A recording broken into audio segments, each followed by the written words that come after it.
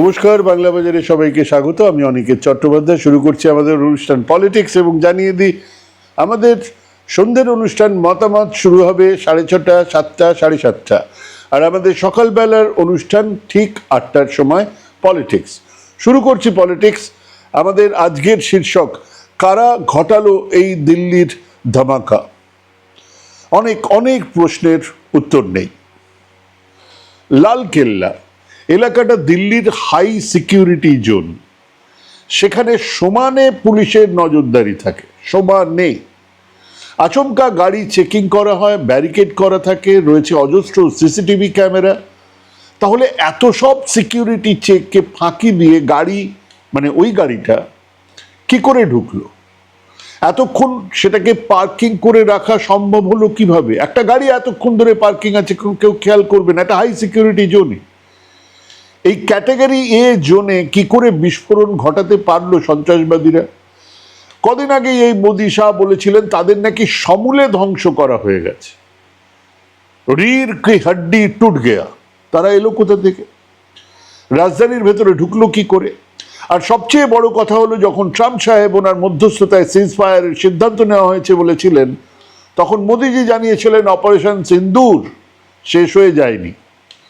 মোদিজি বলেছিলেন এরপর থেকে যে কোনো সন্ত্রাসবাদী হামলা যুদ্ধ হিসেবে ধরা হবে, মানে সেটা যুদ্ধ, আমরা আক্রমণ করব। কার এগেনস্টে আক্রমণ করব খুব পরিষ্কার, বলার কিছু নেই, কারণ সন্ত্রাসবাদীদের রুট পাকিস্তান। কারোর চাপে অনুরোধে সংঘর্ষ বিরতি করা হয়নি, তিনি জানিয়েছিলেন। এদিকে প্রাথমিক সূত্র বলছে লালকেল্লার বিস্ফোরণে পাকিস্তানের সন্ত্রাসবাদী সংগঠন জৈশ-এ মোহাম্মদ জড়িত। তো এবার মোদিজি ট্রাম্পের কাছে নালিশ করবেন নাকি পাকিস্তানকে সমুচিত জবাব দেবেন? বলা হয়েছিল এবার থেকে এটাই নিউ নর্মাল। একটা আঘাত এলে আমরাও ছেড়ে কথা বলবো না, আমরাও অপারেশন সিন্দুর স্থগিত রেখেছি, বন্ধ করি। কিন্তু লালকেল্লা বিস্ফোরণের পরে মোদিজি চলে গেলেন ভুটানে। অমিত শাহ জরুরি মিটিং করছেন। ওনাদের বয়ানগুলো দেখুন। ভুটানে বসেই মোদি জানাচ্ছেন, বিবৃতি দিয়েছেন, আমাদের নিরাপত্তা সংস্থা এই ষড়যন্ত্রের শেকড় পর্যন্ত যাবে। আগেও গেছে। ষড়যন্ত্রকারীদের মাপ করা হবে না, আগেও বলা হয়েছে। যারা দায়ী তাদের সকলের বিচার হবে। অমিত শাহ কি বলেছেন? সমাজ মাধ্যমে লিখেছেন তিনি, এই ঘটনার পেছনে দোষীদের হান্ট ডাউনের নির্দেশ করা হয়েছে। হান্ট ডাউন নতুন কথা। ঘটনার সঙ্গে জড়িত সকলের নিরাপত্তা সংস্থার চরম রোষের মুখে পড়বে। খানিকটা আমেরিকান স্টাইল। প্রতিরক্ষা মন্ত্রী রাজনাথ সিংহ বলেছেন, আমি নাগরিকদের আশ্বস্ত করতে চাই যে তদন্তকারী সংস্থাগুলো সার্বিকভাবে তদন্ত করছে, তদন্তে কি মিলেছে তা দ্রুত জানানো হবে, কোনো পরিস্থিতিতেই দোষীরা ছাড়া পাবে না। এবার ফিরে যান, একটু সময়ের জন্য ফিরে যান, 22শে এপ্রিলে ফিরে যান।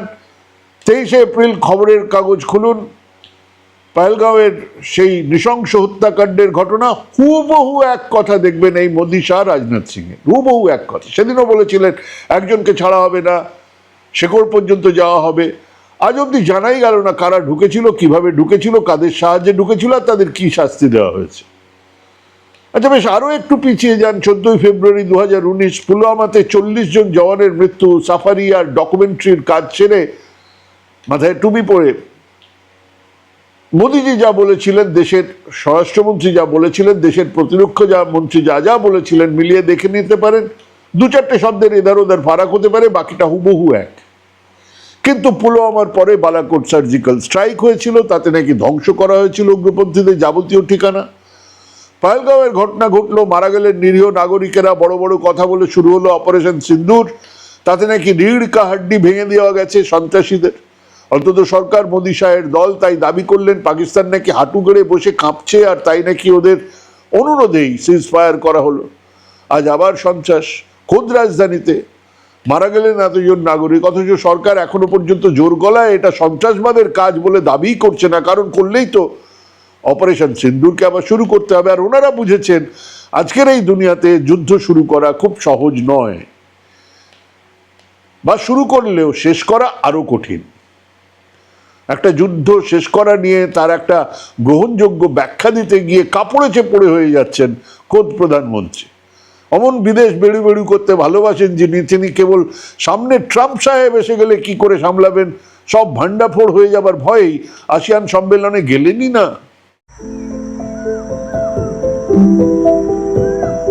পহেলগামে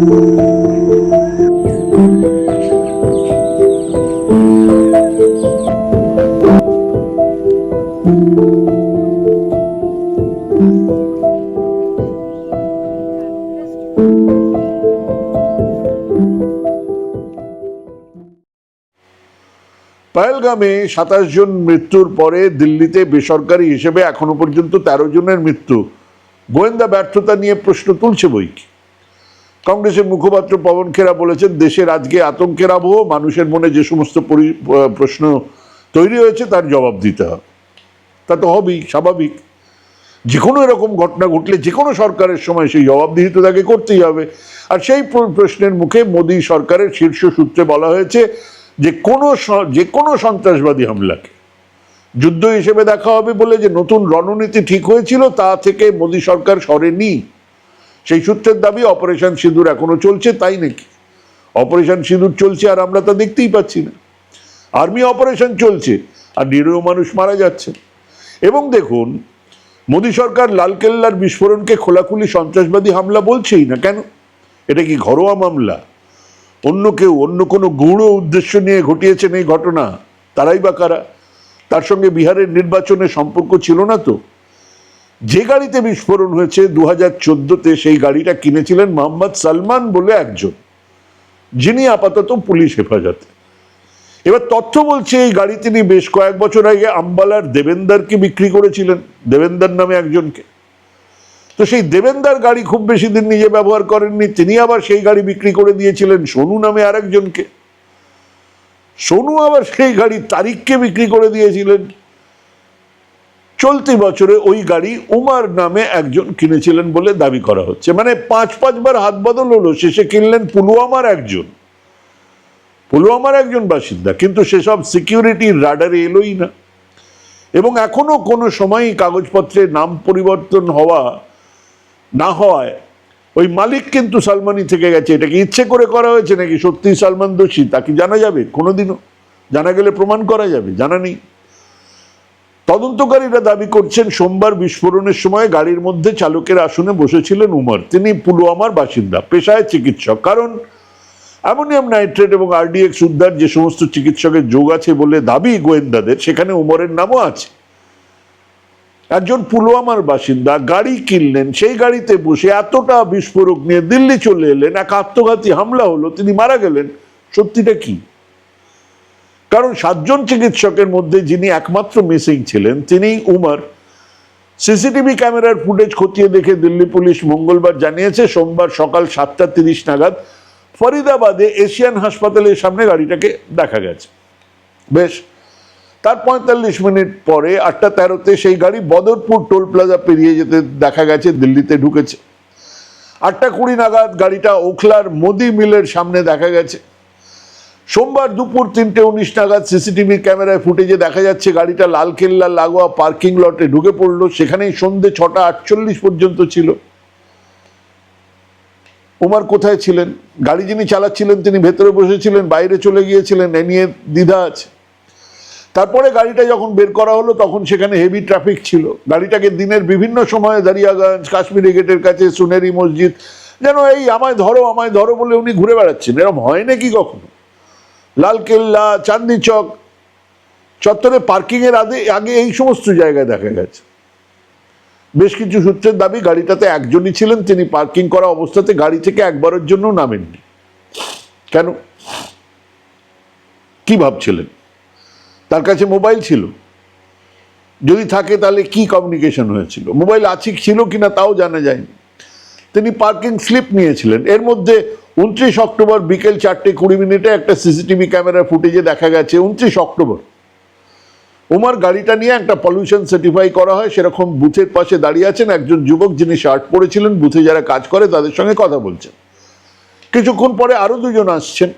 একজনের পরনে একটা গ্রে রঙের টি শার্ট, অন্যজন সাদা টি শার্ট আর ব্যাকপ্যাক নিয়ে আছেন, পিঠে একটা ব্যাগ। এই দুই দাড়িওয়ালা যুবকের সঙ্গে একজনই নাকি তারিক মালিক বলে সূত্রের খবর, যিনি গাড়ি হস্তান্তরের সময়, মানে গাড়ি নাকি তখন বিক্রি হচ্ছিল, উপস্থিত ছিলেন। মানে ওখানেই গাড়ির শেষ হাত বদল হয়েছে। প্রায় সিসিটিভিকে সাক্ষী রেখেই এরকম একটা ব্যাপার যে একটা সিসিটিভি আছে, ঠিক তার তলায় তিনজনে কথাবার্তা বলছেন। যারা এই ধরনের সন্ত্রাসবাদী তারা এটুকু খেয়াল করবেন না? সিসিটিভির তলায় বসে বসে তারা এই সমস্ত সাক্ষী প্রমাণ রেখে যাবে। দূষণ পরীক্ষা শেষ করে তিনজনকে গাড়ি উঠে চলে যেতে দেখা যাচ্ছে। কিন্তু অজস্র ফাঁক ফোকর এখনো রয়ে গেছে এই সমস্ত তথ্যের মধ্যে। এক, এই উমর কি বিস্ফোরণ করানোর জন্যই গাড়ি নিয়ে ওখানে গিয়েছিল? মানে উনি কি, এই উমরই কি বিস্ফোরণটা করাচ্ছে? দুই, এই উমরই কি বিস্ফোরণ ঘটিয়েছে নাকি এটা দুর্ঘটনা ছিল? মানে গাড়িতে বোঝাই করা বিস্ফোরক ছিল, সেটা ফেটেছে। কিন্তু যে ধরনের বিস্ফোরকের কথা বলা হচ্ছে, এটা আরডিএক্স নয়, যে ধরনের বিস্ফোরকের কথা বলা হচ্ছে সেটা একেবারে এমনি এমনি ফেটে যাবার নয়, আবার নাও ফাটবে না এরকমও নয়। কিন্তু তার জন্য কিছু দরকার, স্পার্ক দরকার। সেটা কিভাবে হলো? তিন, নাকি পেছনের অন্য কোনো গাড়িতে কেউ একজন ছিল যার কাছে ডেটোনেটর সুইচ ছিল, যা উমর নিজেও জানতেন না।